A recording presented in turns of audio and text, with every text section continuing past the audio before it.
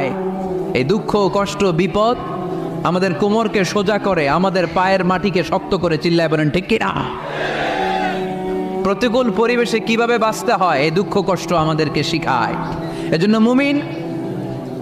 মুমিন বান্দার বৈশিষ্ট্য হচ্ছে দুঃখ কষ্ট বেদনা জ্বালা এগুলোতে সে আপসেট হয় না, সে হাল ছেড়ে দেয় না, সে ভরসা রাখে একজনের উপর। চিল্লায় বলতে হবে তিনি কে? কারণ মুমিন জানে রাত্রি যত গভীর হয় অন্ধকার তমানিসা ভেদ করে সুবহে সাদিক হয়।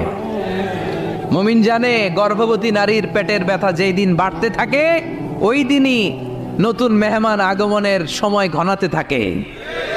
মুমিন জানে তার জীবনে দুঃখ কষ্ট বিপদ যত বাড়তে থাকে সুখের দিন কাছে আসতে থাকে।